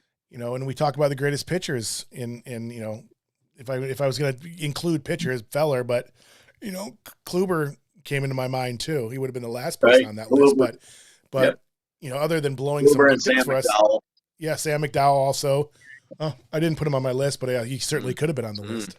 Yeah, I didn't put him on my list, but I did look at his stats to see if I could get him in there. But yeah. Well, this is pretty anticlimactic. Yeah, we don't have too many disagreements. Yeah, that's it. Now those are Mount Rushmore. Those are your greatest Indians of all time. Again, you could probably put another 4 players in that mix. And I am interested as I continue to do shows, especially baseball shows, because there's going to be basketball and football and hockey and all the other ones too. But because baseball is my first love and I have connection to these teams we started here. But I'm interested to look back. And I think I mentioned it earlier, looking back at other teams' Mount Rushmores and how hard it was to come up with them. Like last week, I think in general the Tigers have more stars. I don't know how many Hall of Famers they have compared to the Indians, but it seems like they have more, and that list was big easier. Stars. Right. Big stars, it was easier. And again, this being my team, my hometown team, it was probably harder because of that too. Nobody else probably would have Kenny Lofton on the list if you didn't know the significance of what it meant to the fans and so forth. But I am interested in comparing how hard it is to come up with those other Mount Rushmores. And then I think we do a show of comparing the Mount Rushmores, maybe even have like a bracket, like a tournament of Mount Rushmores. I like that. We're going to do it. Battle of Mount Rushmores. All right. We are going to move on to the next segment called Smoke Signals. Uh-oh. Smoke Signals. All right. I like this screen. Okay. Yeah, you're a little bigger, aren't you? Yeah. I still got music playing? No, I don't. I kind of feel like jamming. All right, so this segment is just kind of a rapid fire segment, talking about some of the things we haven't talked about, and maybe some quick memories and things like that. So my first question to you both, we'll go to Colin first. Favorite manager? This one's kind of hard for me, to be honest with you. I really like Tito, but he didn't make the list. I went with Eric Wedge, and this goes kind of like a tribute to my dad here. I went to an Eric Wedge baseball camp in high school, and Eric Wedge was sitting off in the distance, I don't know, writing a book or something. My dad and I walked up to him and struck up conversation, and dude just stopped what he was doing, had a conversation with these two like starstruck guys, and went about his business. So that is, honestly, it's the only other manager I've ever met. So that's why he makes my faves. I did say favorite. I didn't say best. I said favorites. Yeah. All right, Mark, what about you? It's got to be Tito for me. I think that guy could take a bunch of minor leaguers and still put together a decent team. Yeah. Yeah, to be honest with you, I hadn't even thought about this question until just now. Yeah, I have to go with Tito. Again, great guy. First of all, I have a question for you. Does Tito remind you of Paul a little bit? Yes. Thank you. I've had people say that. Thank you. Yes, he looks like Paul. That's our older brother, by the way, and Colin's uncle. Thank you. All right. That wasn't a good thing, Paul. So, just joking. There's worse people to be compared to. Most definitely. Yeah, there's, I'm trying to think of the other managers. It goes back to me for when Frank Robinson was managing, and before Hargrove. Mark, name some of those managers when we were kids. Oh, Doc Edwards. Can't ask for Monty. No, that might have been before your time. Yeah. Wow. Was Who's Joel the guy Skinner? It was later. Joel Skinner was a manager for us. Yeah. Wedge, obviously, but before Hargrove, I can't remember any managers. Who was the manager in between Wedge and Frank Francona? Was it Maniacna was the guy. Yeah. Oh yeah, man. Yeah. He's a good guy. He's a I good forgot baseball about guy. him. Yeah. I think he got screwed. Yeah. To be honest. He with you. did get screwed. But, He you did know, when you're get going to screwed. get Terry yeah. Francona, what are you going to do? No. I mean, he had like Shelly Duncan in left field. The dude couldn't even catch a fly ball. I don't even know why he was even playing. My brother and I think my brother loved Shelly Duncan. He had a little fanboy crush on him, and we would go back and forth. Shelly Duncan, no. Shelly Duncan's trash. No, this. Ugh, Shelly Duncan had the funniest Jumbotron picture ever when he come up to bat. Oh my God. I can't believe no one, changed it. It was bad. He probably liked it. Hopefully, maybe look It's that like, up. keep it. All right, favorite tribe uniforms. For me, Ooh. it would be that 95 period, the gray away that had Cleveland on the front. I love that uniform. Okay. Mine, it was kind of tricky. The red ones, was it 70? I think it was 71 to like 75, right? Where the red and the nasty White. red ones. Yeah, I liked them. I thought those were nice. I also like the 99s though. I went 99 home jerseys, and it was because of the hat. The Wahoo just looked good on it. Was that the one with the Wahoo that had the silver around it? Yes. See, I didn't like that one. Yeah, I didn't like the that. silver on it. It popped it. It went really good with the home jerseys, and Yeah, because they had the silver on the the piping of the thing too. Yeah. Oh yeah. Yeah, I mean there were several variations of that uniform. I also like the vests from the 60s. Yeah, yes. I do too. Yeah. I do Also, too. I'd like to have one of those. Vest. Yeah, the 90s vest was nice. Yeah, I like the vest. I mean, going through the red stuff, seeing the Reds vest too. I was like, yeah, those are right. cool baseball uniforms. Yeah. They're sure as shit better than wearing shorts. Yeah. The White Sox wore shorts. Right. Sorry, I'm trying to recruit two of my friends to do a White Sox episode with me. So if Shawn Hewlett and Bobby McNamara are listening, I'm coming to you next, and we got to talk about the best and worst White Sox uniforms. But that was Bill Veeck. Bill Veeck was with Cleveland too. He was with Cleveland for a long time too. Absolutely. So yeah, to me, go ahead, Mark. To me, when you show up to a baseball game wearing shorts, you're not going to be going all out. Yeah. Actually, wasn't Bill Veeck responsible for the 10-cent beer night? Wasn't that him? I don't know. That might have been after him, but I'm not sure. All right. My favorite, I think, are those 70s uniforms with the red jerseys and the white pants, not the red. The red white, blood right? cut. White pants. Yeah. I love those like red. The blue ones from that era too, though. Yeah, I do too. I do too. Yeah, those who came right, they wore those like right after there, and they kind of mixed them. I love the font of the Indians on that one. Yeah, right. I like both of those. The agree. blue tops, white pants. And the crazy C. With those hats. I agree. They should have brought that. They should have brought that C into the newer C. Yeah. Somehow. You know. Agreed. But I mean, just to keep the Cleveland tradition, they could have just used that font. They still can. Yeah, they can. But then we went to this one. I mean, what was this? This was awful. I mean, when they went away from Chief Wahoo and they decommissioned Chief Wahoo, this is awful. Yeah. I was going to wear my hat tonight, and I was just like, ugh. And then I was going to wear Wahoo, and then I didn't wear Wahoo, and then so it's like, I need a good Indians hat, unfortunately. I had the crazy C hat here the whole time. Oh, I bet. Hold on. I got my crazy C hat, but I left it in my room. I can't believe I had the crazy. The reason this is actually like I'll switch to this question. The reason I switched because I like solid hats versus two-tone hats. So one of the questions I have on in this segment is, what's your favorite Indians merchandise or merch that you've ever had? It could be a coffee mug, a button, a pennant, a jersey, a hat, bumper sticker, whatever. Something that you loved or love, still have, or some of those things that are memorable to you. I like my Party at Napoli's shirt. Oh yeah, Party at Naps. That's a good one. You want to show everybody? I've got a postseason one too. Can you lift yours up? Can you see? Can we see your shirt at all? Mine? Yeah. Always. We should have brought this up in that segment. Forever. Vintage. Forever Indians. Yeah. All right. 1915 to forever. They're always going to be the Indians to us. So what's some of your favorite merch that you've had, Colin?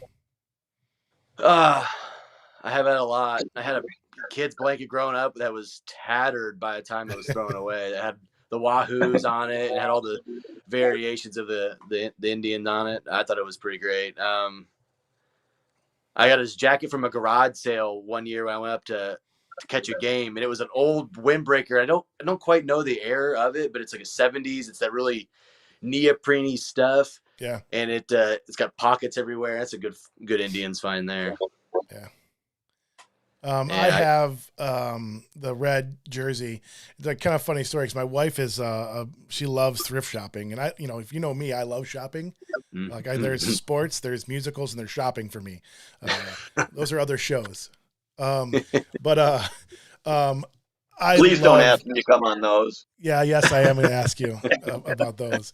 I think all life should be break into song and dance. Anyway, I found that she loves thrift shopping, and I love to shop. I love buying a bargain. I don't buy things full price, anything like that, but she just loves thrift shopping, like Goodwill stores and Salvation Armies and stuff. And she finds all kinds of great stuff. And now it's kind of a side business for her because she resells stuff, and she's doing really well on Poshmark. We have stuff going in and out every day. But I remember I was like, sometimes I sit in the car, and I love to shop. But I'm gonna admit I hate going in those stores. I don't know. Go in, and the jersey that I've had in my cart so many different times over 20 years, the red Cooperstown jersey, was in there, and I got it for $5. It was brand new. Oh, nice. Brand new and fit me. Dang. So she always throws it back at me. So I love that. I have an Indians jacket with a light windbreaker that has the script eye that I love. At one point I had a lot of Indians hats. I think I remember. I think I had 23 Indians hats at one time. I have a box full of them in a storage unit. Yeah. Yeah. There's some great ones, but I also have a Francisco Lindor pop that actually only made I can't remember how many they made, but I bought it when I went on sale, and I think they sold out shortly after that. So I have a little Franco pop as well. Is one of my faves. Nice. I still have a jar somewhere of Omar salsa. Omar salsa. All right, so that's my favorite. Favorite team. Go ahead, Mark. Go ahead. Favorite team? No, what were you going to say before that? I was just going to say I've got a painting that Omar made of Danny Baez that they gave out at a game. Wow, it's pretty cool. Wow. That's cool. That's sweet. All right, favorite team, favorite year, Mark. It's got to be 95. 100 wins, 44 losses. I got lucky and got my tickets before the season started, and ended up having all the great games. Wow. To me, that was it. Yeah. I'll go next. I'll second that. There's a lot of teams I loved, but that one, just because the memories of the significance of it, and that team, and as I'm trying to recruit Bobby Mack to the show, he gave me a lot of flack because that's when we were hanging out, and being in Chicago, I lived in Chicago for 30 years, and and I'm a Cubs fan, but White Sox fans, not so much, and just hearing White Sox fans for so long, it's like 94 was our year. We would have won it all in 94. It's like, no, you wouldn't have. We were one game back when the strike happened, and we were coming up and you were coming down. We were one game back. The next year, if it wasn't for the strike, we would have won the World Series in 95. Yeah. But that team in 95, we were 144. Right. We were 144 because we had a short season. Not only that, every single person in the starting lineup hit over 300, including Omar and Alomar. The whole starting lineup, every single one of them hit over 300. No, and all the magical moments. Elmar, okay, you're talking Sandy. Yeah, I was going to say Roberto. Yeah, Sandy Alomar. He hit 300. Omar hit like 305 or something. The entire starting lineup hit over 300, 144. The magical year, the magical moments, the comebacks. Has to be 95 for me. That was fun. That was a lot of fun. Heartbreaking in the end. Heartbreaking. Right. And I have to say 97 was probably more heartbreaking for me because we were so close. And I see that clip and I just want to lift Nagy's glove another inch. Like, I know. Heartbreaking. Anyway. I still can't watch that stuff.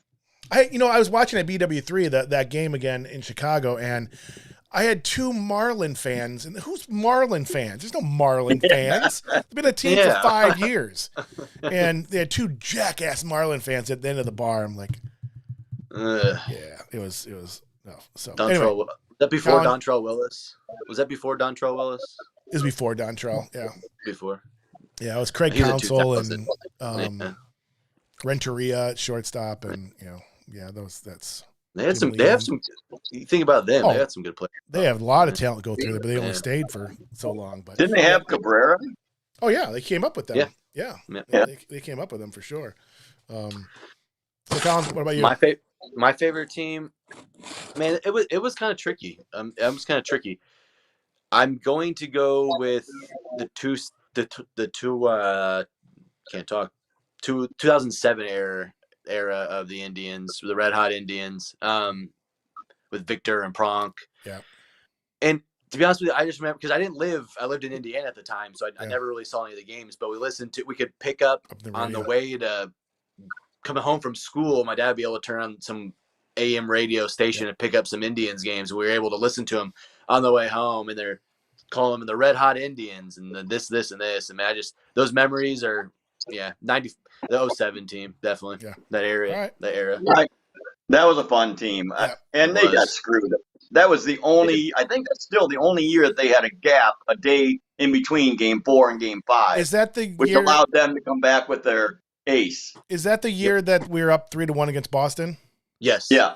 So remember, Mark, I drove to Cleveland and we were at the game we watched the game at the Jake. The game was in Boston, but we watched it on the Jumbotron at the Jake. Yep. That would have been, I think about what that night could have been. Yeah. It was. Yeah. And then Boston just go wipe up the Rockies like right after that. Right. Oh yeah, they swept them. Yeah, it wasn't even a game or a series. Yeah. Well, the Rockies had been waiting for over a week to play, and they lost all their momentum. Right. Almost 2 weeks to wait. Yeah. All right, so let's talk about real quick, and we'll get to the last thing. I know we're going a little bit long, but I figured we would tonight. Hey, I blew up Mark. I don't know how I did here. There. Just real quickly, some of our favorite players. I mean, some of the ones we didn't even mention, but your favorite all-time player, and maybe a couple other players you want to mention real quick. Wow, my favorite all-time. Oh, man, that's tough. But watching Manny develop was a lot of fun. Even though Manny being Manny. But oh my gosh, watching Omar and Robbie playing together. Wow. Buddy Bell when he came up. Wow, there's a lot of games. I remember being in the stadium, the old stadium. We were sitting. We were in Paul, and we were box seats, and Paul was encouraging me to give Buddy Bell shit for some reason. He'll remember this story. He was just kind of egging me on. I was probably 7. I don't know. Kept on egging me on to say bad things about Buddy Bell or something. I think didn't Buddy Bell leave and come back or something? I don't remember, but then Buddy Bell came over. Coach. He might have come back to play for a year or two. Yeah, I think so. But he came back. Then he came up and gave a ball and a jersey to the kid next to me, and Paul's like, "Oh yeah, I should have done that." No, Buddy Bell. Colin, what are some of your favorite players? My favorite player is Jim Thome, hands down. But Grady Sizemore's in the mix. I mean, I watched a lot of film of him when I was playing baseball, and I modeled my outfield style after him. So Grady Sizemore, Kenny Lofton, Manny Ramirez, Omar Vizquel. I can just have a list of my favorite Indians, but Jim Thome's my fave. Yeah. Travis Hafner is a name that gets forgotten a lot, but until that injury, that guy was a beast. His numbers were crazy. You remember the year that they had the snowouts in Cleveland? Yeah. And they played in Milwaukee. So I went to those games in Milwaukee. It was $10 for the ticket. I sat in the 5th row, and the Milwaukee food at Milwaukee Stadium is awesome. In Miller Park. I don't like the stadium, but the food is fantastic. But Hafner hit a ball was the farthest ball I've ever seen hit in my life. It was just like, holy crap. He was on such a roll. Hafner didn't come up for me at all during this. There's a couple players that going through this that, we didn't mention some really good Indians. CC, CC, was a mainstay on those Cliff teams. Lee. What? Cliff Lee. Cliff Lee. Yeah. You had mentioned Kipnis.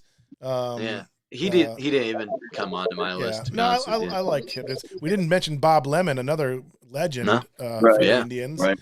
Early win.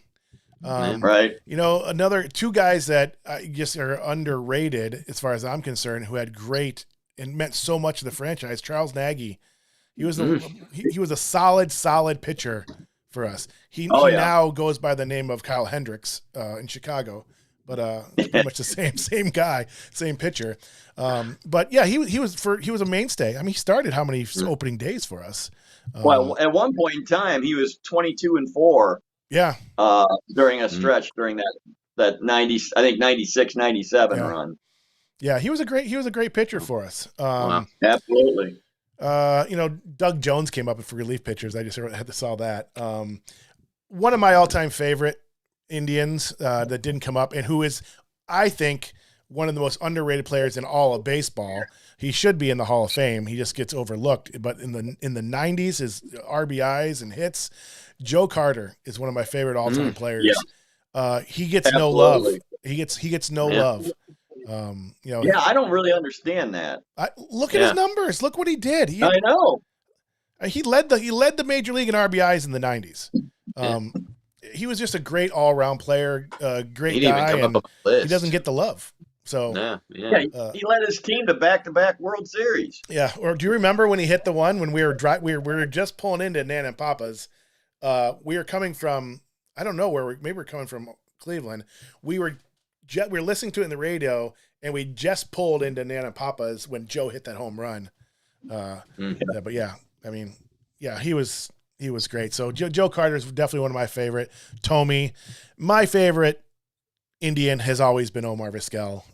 It's kind of tainted now, and I'm really kind of heartbroken about it. Well, you know, one of them is justified. The other one was a money grab. So let's get to the bottom. But the one is justified is worse. And I'm not really sure. I don't know the details of that. Yeah. Whoever just did that, don't do it again. Oh, sorry. I don't know what that was. Yeah, it was Colin. He's trying to figure it out. Yeah.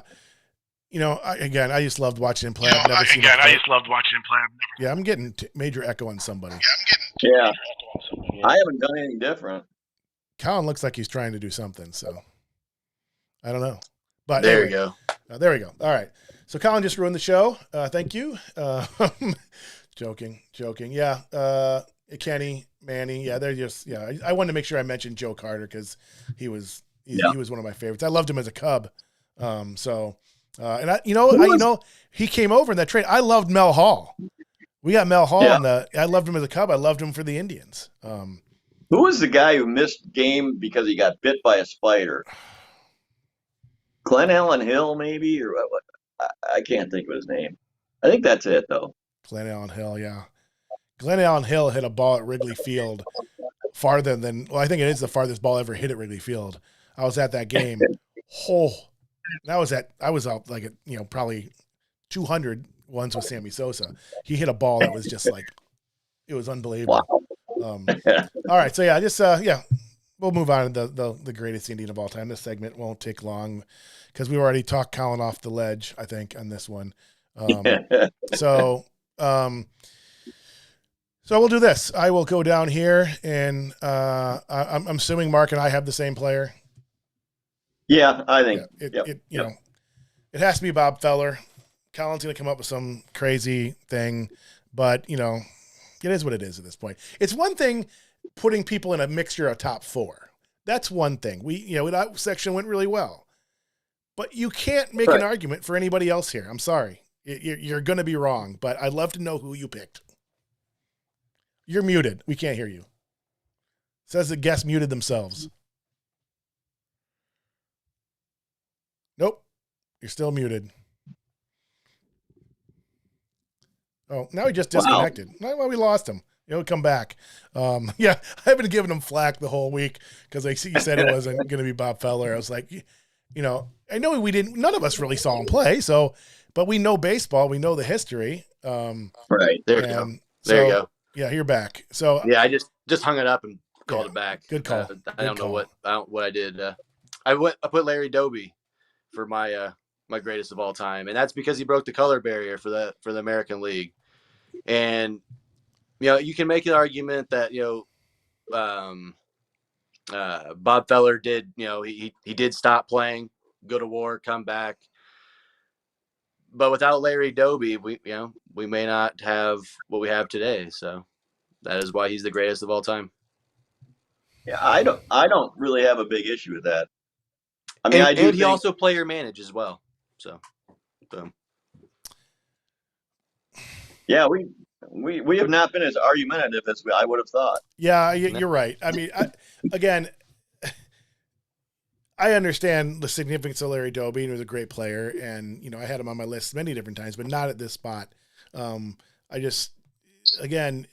think of everything I know about baseball and have read about baseball and read other people's opinions on things, and how great Feller was, and I haven't run across anybody that says the greatest Indian isn't Bob Feller. He's the best player to any position that we have.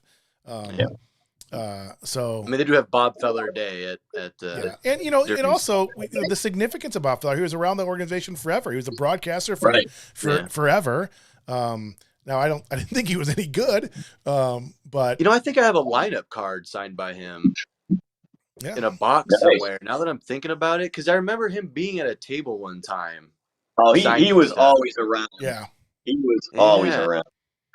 Yeah. Did you have any interactions with him, Mark, at all? No, I did not. I did with Larry Doby, though. Yeah? Yeah, I met him. I don't really remember. It might have been with Jack Neary, when we were down at the stadium, and he was there for an event or something. So yeah, that was pretty cool. Meeting him, and I met Jesse Owens as well. So I was going to bring that up. It's one of those, I tell that story often because I was with you at the golf course, but I just wasn't old enough to know the significance of it at that point. I think back of it now because Mark was picking up range balls at a golf course. And I had an Ohio State shirt on. Yeah. And so he saw that. He said, "Hey, kid, come here." I know exactly the shirt you're talking about too. Yeah. So we met Jesse Owens, but again, it just was over my head at the time, but it's Jesse Owens. Now it's just I can't imagine, because you were like 16 or something, 17. Right. I can't imagine me being 16 and knowing what I knew and about Jesse Owens and I would have freaked out. I just would have completely freaked out. Well, and I wish I had known that, Dad had met him, I didn't know and that. probably, yeah. Well, Harrison Dillard was his track coach, and I know that he met him through him. So, I didn't know that. The other thrill of mine when I was older, in Chicago, there used to be a par 3 golf course right downtown, right off of Lakeshore Drive, in between Lakeshore Drive and Michigan Avenue. And hardly people ever knew it was even there or that it even existed. But it had a little par 3 golf course and a little cafe down there. And I used to go work down there during weekdays and then hit some balls and so forth. My ex-wife lived or worked right across the street, basically. So I'd go there and kind of work and wait for her. And I was the only one in the restaurant at lunch, except for one older gentleman in the back. And I didn't know because he's behind me until I went to the bathroom. And I ended up sitting with him for probably an hour. It was Ernie Banks.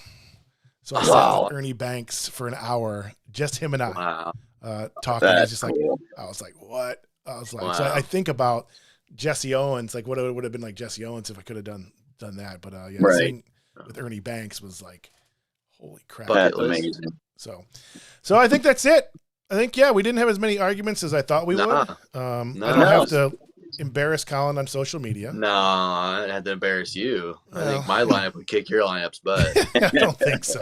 If there's only we'll have to put it into you're right. You're right. Yours would, because yours are all alive and his are all dead. So exactly. There you go. Fair enough. All right, guys. It was fun. Yeah, I was hoping we'd do a little bit shorter than this, but I guess not. So thanks for joining us. Actually, do I have another scene here? I do have something. Let me go here. So, Mark, I think this next screen is not you. We'll find out. Let's see. No, it's not. So I'll go back. So we're going to say goodbye to Mark real quick. And then Colin and I are going to say goodbye. But thanks for coming on, Mark. It was fun. Yep. Love Good you. talking And to you, Mark. Thank you. We'll talk soon. Thank you maybe both. after, and we'll Yes, sir. rehash what happened. It's fun. All right, Yep. love you. All right. Love you. Bye, all. All right, Colin. Just you and I now. All right. All right. Yeah, that was fun. It was fun. That was Yeah, fun. I can't believe I had the crazy C hat the whole time sitting there. I didn't put it on. Yeah. I was gonna wear mine. I was going to wear it, but I generally don't wear hats when I'm on, and I don't wear them that often anymore. Anyhow, yeah, neither do I. my hair was messy today, so I thought I'd wear it.